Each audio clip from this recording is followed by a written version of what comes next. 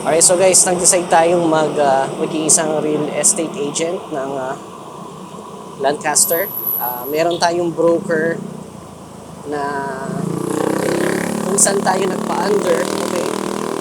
So, itong broker na to, ang mga binibenta nila na units are from Lancaster Residences, Lancaster Projects, yung mga nasa Zone 2. And of course, itong West Wind at yung Square, okay?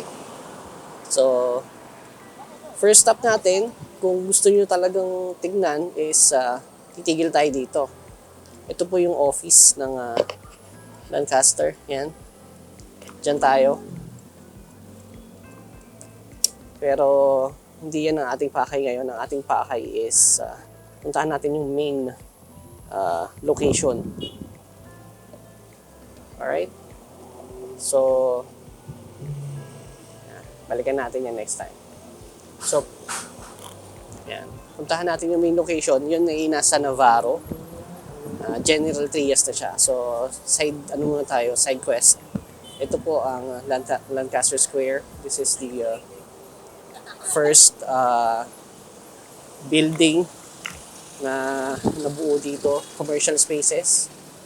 Alright? And next stop natin is yung nagiging sikat na rin na transport hub. Ayan. Makikita nyo guys, bagong renovate, bagong paint. Okay, so we have buses directly coming from PTEX. Meron din tayong mga yellow cab na bumabiyahe papunta sa Imus Market. Okay? And then also the routes na papunta sa ibang parts ng Zone 1 and Zone 2. And then sa right side, ito yung Lancaster Square, town square. Nakalimutan ko na tawag dito. Nasa description na lang. Ito, yan ang tawag dyan. Downtown Lancaster, okay. So, ito yung downtown Lancaster. And then, sa left side, mamaya, badaanan natin yung pabalik. Pakita ko yun sa inyo. So, meron din tayo ditong MC Home Depot. So, hindi ka na lalabas sa Wilcon or All Home dahil meron ditong MC Home Depot. Okay? So, right now, we are still under the jurisdiction of Imus, Alapan, Barangay Alapan. And, papunta na tayo sa location kung saan itatayo yung West Wind. Right? So, we just have to go here. Yan, labas tayo. Pasok tayo sa rotonda, guys. Ito yung second rotonda. Okay, nilakihan na siya. And now, as you can see, left side sticker, meron yung wala sa kanan. So, ganyan dito sa kalsada ng Lancaster. And as you can see, yung mga nasa right side, yan po ang linya ng mga e-bike. Okay? Kung naka 4 wheels kayo, huwag kayong magbababad sa right side kasi linya ng mga e-bike. Mga 3 wheels na e-bike, 2 wheels na e-bike, mga motor, yan. Pero syempre, yung mga motor is lumalabas din dito. Kuya, naka-side stand ka! Kuya, wait. Rescue natin si Kuya. Nako, delikado yan, sir. Side stand mo.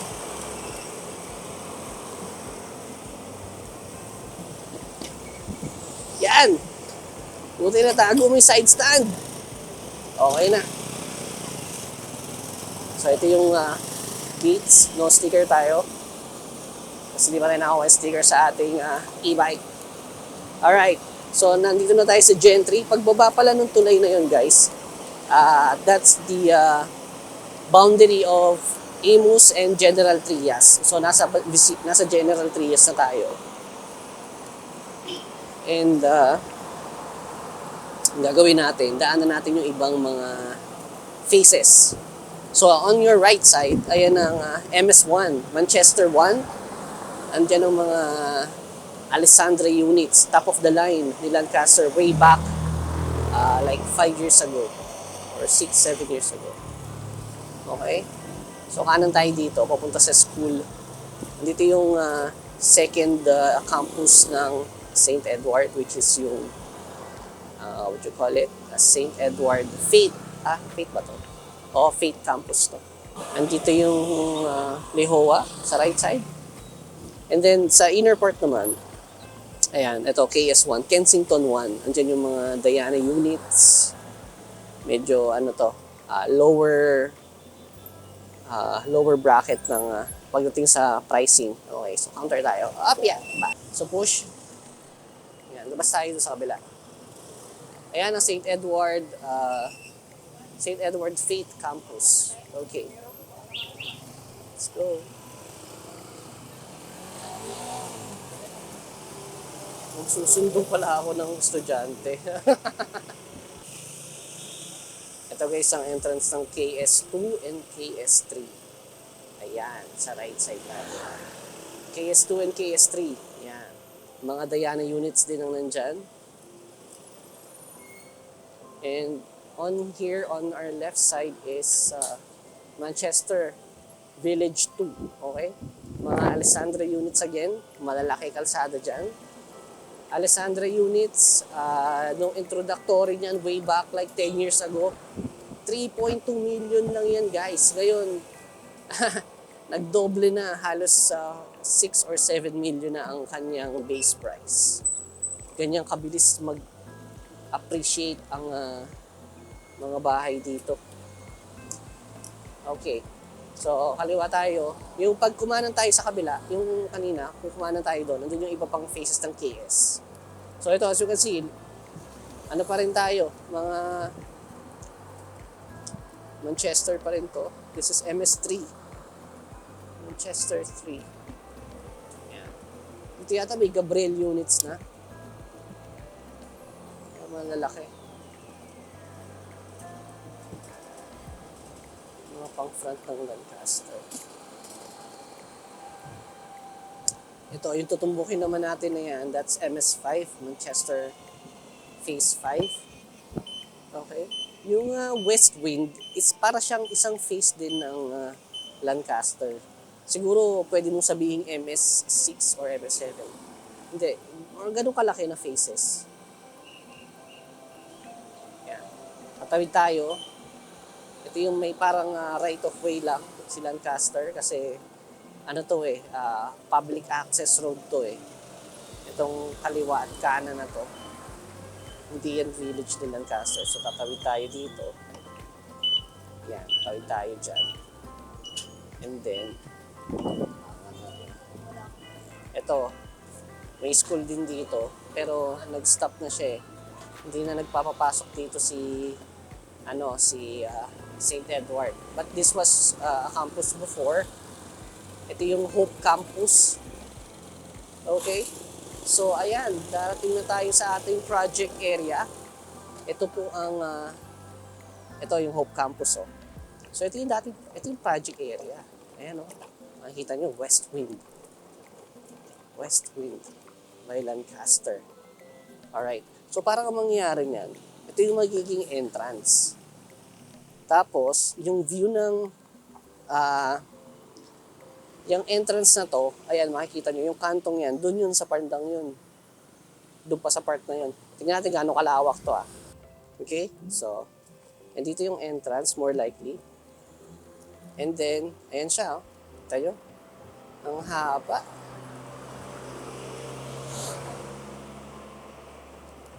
Okay, so sa left side, Manchester pa rin yan. And then, paglagpas natin dito, ayan, mapapansin nyo, Diana na yung mga units. Ayan Dahil ito is KS17. Ayan, KS17. So, ito, may kanan dito. Ayan. So, hanggang dito lang yung magiging parang entrance ng ating KS. Ayun ang natin, ng West Wind. So, buong yan, hanggang dun. Kung matatanaw niyo yung tangke doon, ayun mayroong tangke. Tandaan natin yan. Hindi pa inuumpisan to kasi nasa pre-selling period tayo doon sa may tangke. Ilang building. So, meron tayo ditong 1, 2, 3, 4, 5 buildings yata. Ganun kalawak. Okay? So, yan ang magiging area natin. As you can see, lupa pa yan. Bukid.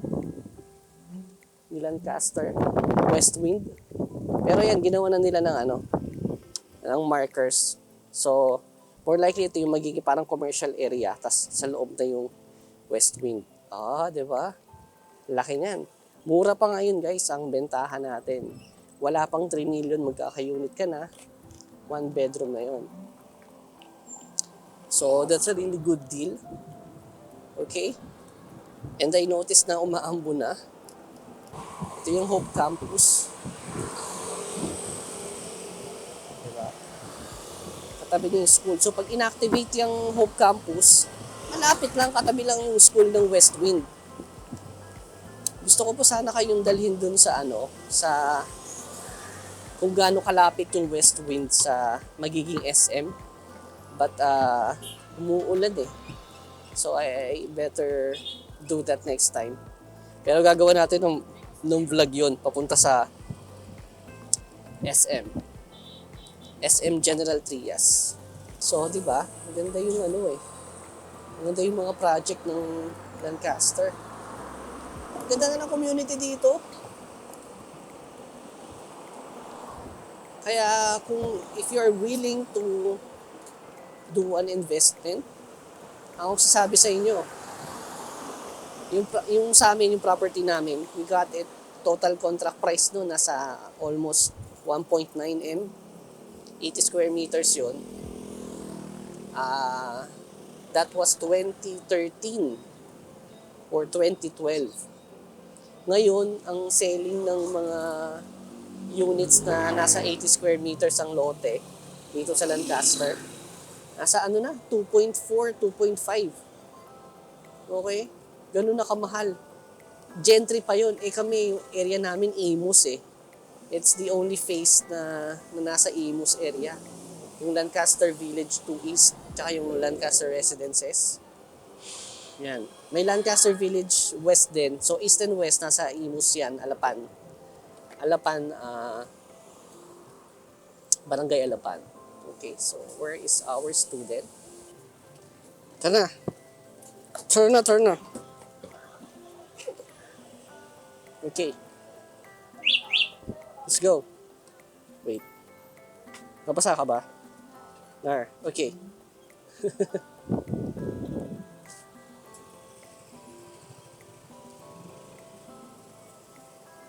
Ay, umuulan na po. Gusto mo ba hatid na lang ito sa bus stop? Sabagay, naka-jacket ka naman no? Okay. Bye, sir! Bye!